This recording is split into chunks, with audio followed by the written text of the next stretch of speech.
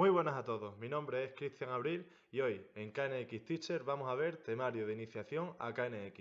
Es decir, que el vídeo puede ser un poco pesado porque es teórico, pero bueno, no os preocupéis porque más adelante voy a hacer unos tutoriales sobre programación KNX.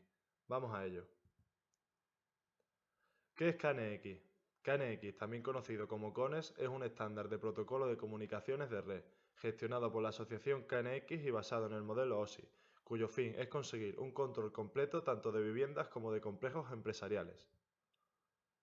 La asociación KNX o KNXA, con actual sede en Bruselas, fue fundada en 1999 como resultado de la unión de tres estándares previos: European Home System, EHS de Holanda, European Installation Bus EIB de Bélgica y Batisbus Club International BCI de Francia. Aunque el estándar KNX sea de origen europeo, actualmente cuenta con una gran afluencia a nivel mundial debido a su multitud de ventajas y compatibilidad con otros sistemas domóticos. ¿Qué quiere decir esto? KNX, aparte de todas sus ventajas que ofrece, puede combinarse con otros sistemas domóticos, como bien dice la teoría. En un caso práctico, nosotros podemos tener elementos KNX conectados con elementos del estándar DALI, brindando así muchas más posibilidades.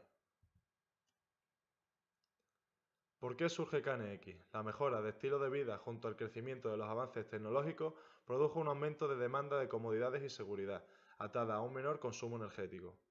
Esto genera un inconveniente, ya que eléctricamente, para poder disfrutar de todos estos servicios, es necesario una gran cantidad de cableado para conectar todos los elementos, lo que genera mayor riesgo de incendios, dificultad de instalaciones e incremento de costes, entre otros muchos.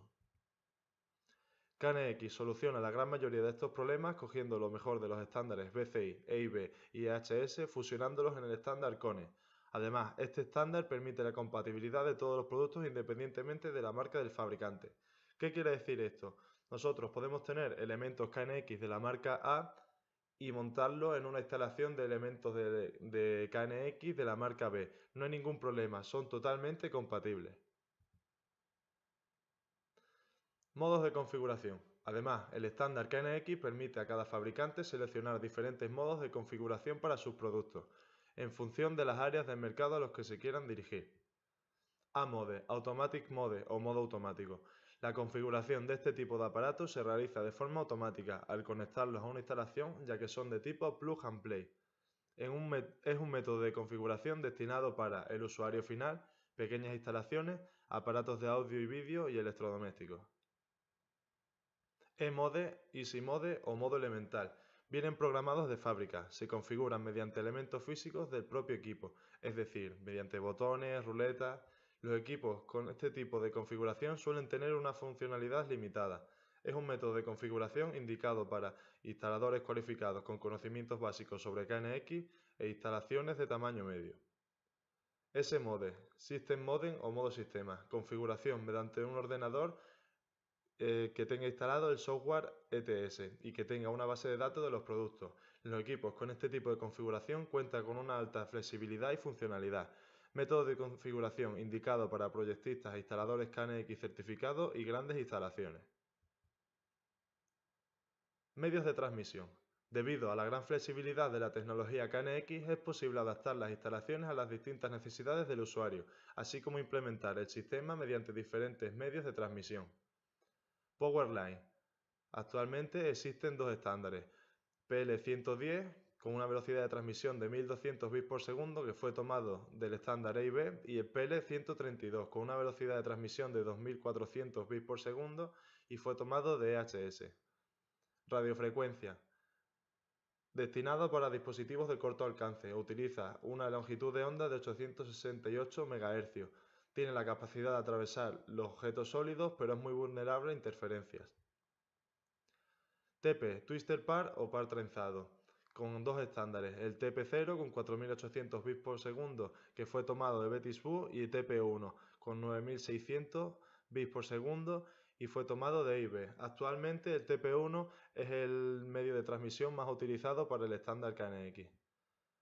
También tenemos la posibilidad de transmitir las señales a través de una red Ethernet. Topología TP1 de KNX. La comunicación entre los distintos componentes de una instalación KNX es posible gracias a una topología tipo bus, basada en un cable de comunicación al cual se unen dichos componentes. Este bus se divide principalmente en dos cables, positivo y negativo, por los que circula una corriente continua de 29 voltios junto con los datos del sistema, que se transmiten de la siguiente forma. Por el bus positivo se transmite una señal. Esta misma señal se transmite por el bus negativo, a diferencia de que en este la señal es la contraria. Si miramos la imagen de la derecha, podemos ver esta explicación de forma más clara. La señal que se transmite por el bus positivo es la misma que se transmite por el bus negativo, respecto a una línea de simetría imaginaria que colocamos donde está.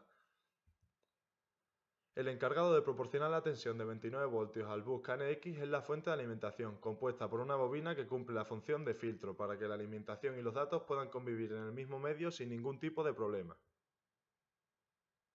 Estructura de una red KNX. Se trata de un sistema descentralizado, ya que cada componente bus incorpora su propio microcontrolador. Por lo tanto, si falla un componente, el sistema sigue funcionando. Existen varias formas de instalar el cable bus: en línea, en árbol, en estrella, y solamente no se pueden conectar en anillos. ¿Por qué? Porque no se pueden hacer bucles. Segmento de línea. Un sistema KNX. En un sistema KNX podemos realizar el conexionado de los dispositivos en diferentes niveles. Definiremos cada uno de ellos comenzando por el más pequeño, el segmento de línea. Consta de una fuente de alimentación propia por cada segmento de línea, que genera una corriente continua de 29 voltios a partir de una corriente alterna de 230 voltios, y cuya función es alimentar a cada dispositivo perteneciente a un mismo segmento de línea. El número de componentes que puedan conectar a un segmento de línea dependerá del consumo de cada componente y la capacidad de la fuente de alimentación. Se podrán conectar de forma fiable hasta un máximo de 64 dispositivos en un mismo segmento de línea. ¿Qué quiere decir esto? ¿Podemos conectar más dispositivos? En realidad podríamos poner una fuente de alimentación más grande, podríamos poner dispositivos que consuman menos intensidad, pero el estándar KNX garantiza que un máximo seguro con una conexión y una transmisión fiable sería 64 dispositivos. Línea. Una línea está formada por dos o más segmentos de línea, hasta un máximo de 4 segmentos de línea. Consta de un segmento de línea principal del que cuelgan los segmentos secundarios. Además, aparecen unos equipos llamados amplificadores o repetidores de línea, AML, cuya función es conectar el segmento de línea principal con otro nuevo. El número de componentes que se puedan conectar a una línea también dependerá del consumo de cada componente y de la capacidad de la fuente de alimentación de cada segmento de línea. En una línea podremos conectar un máximo de 256 dispositivos, de los cuales 3 dispositivos serán amplificadores de línea y uno podrá ser acoplador de línea. Área. Un área está formado por dos o más líneas, hasta un máximo de 15 líneas. Consta de una línea principal del área, o línea cero, en las que se colocan los acopladores de línea, AL, cuya función es enlazar cada línea con la línea cero. Además, en la línea cero se pueden colocar hasta 64 dispositivos en los que estarán los acopladores de línea. Siguiendo los mismos parámetros que los niveles anteriores, en un área podemos conectar un máximo de 3.904 dispositivos, entre los cuales estarán acopladores de línea y amplificadores de línea. Es importante comentar que cada línea, incluyendo la línea cero, llevará su propia fuente de alimentación. Varias áreas o mundos. Las áreas también tienen posibilidad de agruparse hasta un máximo de 15 áreas. Constan de una línea de área o backbone, donde se colocan los acopladores de área, AA, cuya función es enlazar cada área con la backbone. Además, en las backbone se pueden colocar hasta 64 dispositivos en los que estarán los acopladores de área. Siguiendo los mismos parámetros que los niveles anteriores, en un área podremos conectar un máximo de 58.624 dispositivos, entre los cuales estarán acopladores de línea, amplificadores de línea y acopladores de área. Es importante comentar que cada línea, incluyendo la línea cero, la backbone o como la queráis llamar, llevará su propia fuente de alimentación. Direcciones físicas. Ahora mismo pasamos a ver cómo identificamos cada elemento KNX. Para identificar cada elemento en el bus KNX o relacionarlos entre sí, surgen dos tipos de direccionamiento que cumplen con esta función. Las direcciones físicas tienen como función identificar cada elemento de forma unívoca dentro de una instalación, Por ello son únicas. Para codificar una dirección física es necesario 16 bits distribuidos de la siguiente forma. Área, línea y componente. Área compuesta de 4 bits, línea compuesta de 4 bits y componente compuesta de 8 bits. Si os dais cuenta, esta dirección se expresa con puntos. Muy importante. El área puede tomar valores entre 0 hasta 15. Los componentes en los que el área sea igual a 0 serán componentes que estén conectados a la backbone. La línea puede tomar valores de 0 hasta 15. Los componentes en los que la línea sea igual a 0 serán componentes que estén conectados en la línea 0 del área correspondiente.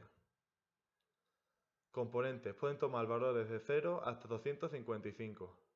Los componentes en los que componente sea igual a 0 serán acopladores de área o acopladores de línea. Direcciones de grupo. La dirección de grupo permite relacionar unos componentes con otros de forma deseada, permitiendo la comunicación entre ellos independientemente de lo lejos que se encuentren en la instalación. Al contrario que las direcciones físicas, las direcciones de grupo no son únicas, ya que al relacionar varios componentes se repiten en todos ellos. Las direcciones de grupos constan de 16 bits y pueden asignarse en 2 o en 3 niveles. En 2 niveles, que se dividen en un grupo principal y un grupo secundario, divididos de una barra, y en 3 niveles, que se dividen en un grupo principal, un grupo intermedio y un grupo secundario. Direcciones de grupo de 2 niveles. Un grupo principal de 4 bits se utiliza normalmente para englobar un grupo de funciones: iluminación, alarma, control de persianas, funciones de centralización, etc. Subgrupo 11 bits indica realmente el punto sobre el que se actúa la función concreta a realizar, conmutar la luz del pasillo, subir y bajar una persiana, etc. Aunque en el grupo principal se puedan tomar valores entre 0 y 15, solo se utilizan hasta el 13, ya que las direcciones 14 y 15 no son filtradas por los acopladores. ¿Qué quiere decir? Estas dos direcciones, cuando toman valores de 14 y 15, suelen ser en fases de programación de ETS, porque son direcciones, como bien se dice, que no las filtran los acopladores y pasan siempre. Entonces es necesario para una programación. Direcciones de grupo de 3 niveles. Grupo principal de 4 bits. Se utiliza normalmente para englobar un grupo de funciones: iluminación, alarmas, control de persianas, igual que en el caso anterior. Grupo intermedio 3 bits. Clasifica las funciones del grupo principal por edificios o plantas. Subgrupo 8 bits. Indica realmente el punto sobre el que se actúa, la función concreta a realizar: conmutar la luz del pasillo, subir y bajar la persiana en la cocina, etc. Transmisión de un telegrama. Pues vale, una vez que hemos aprendido cómo se identifican los elementos y cómo se puede saber qué elemento es, vamos a ver un poco, por encima, a grandes rasgos, cómo es la transmisión de un telegrama. Si nosotros enviamos un telegrama desde un segmento de línea y tiene que ir fuera, pasará siempre. Si tiene que ir de un segmento de línea a otra línea, o mejor dicho, de una línea a otra línea, pasará cuando el telegrama va destinado a un elemento de otra línea. Y cuando va a otra área, pues pasará cuando el telegrama vaya destinado a otra área. ¿Cómo pasa esto? Gracias a una tabla de filtro. La tabla de filtro en realidad no es así, simplemente es una representación gráfica que yo he hecho y que creo que es bastante intuitiva. Entonces, si nosotros desde el elemento 111 del área 1, la línea 1, y es el componente 1, queremos enviar al elemento 2 del mismo área y de la misma línea, no habrá ningún problema, se transmitirá. Ahora, si queremos llevarlo a otro segmento de línea, pasará siempre. ¿Por qué pasa eso? Porque se dice que la tabla de filtros está llena o simplemente carece de ella. Si queremos pasar del elemento 111 al elemento 555, el acoplador de línea y el acoplador de área tendrán en su tabla de filtros esas direcciones que permitirán pasar el telegrama. Muy bien. Ahora vamos a hablar del contador de ruta. El contador de ruta, si os habéis dado cuenta, es un numerito que sale aquí abajo. El contador de ruta es un número que va íntegro en el telegrama y va disminuyendo cada vez que pasa por un amplificador de línea, un acoplador de línea o un acoplador de área. ¿Qué se consigue con esto? Que en el caso de que se crease un bus de forma errónea, no un bus, sino un ciclo, sí, se cerrase el circuito en una instalación, el contador de ruta lo que haría es disminuir su valor hasta finalmente desaparecer. Cuando el contador de ruta desaparece, es decir, que su valor es cero, el telegrama para de transmitirse. Entonces, vamos a ver cómo se disminuye su valor.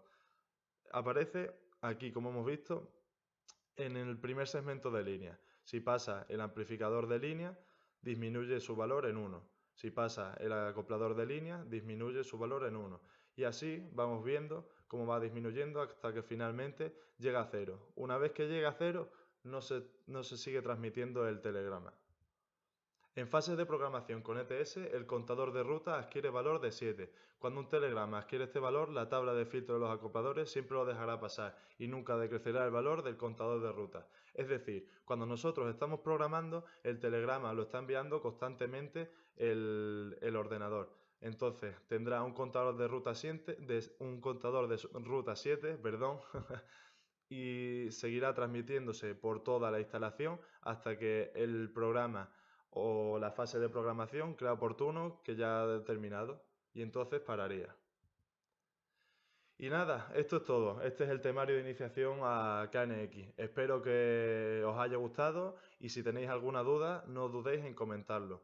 Un saludo a todos y nos vemos en el próximo vídeo.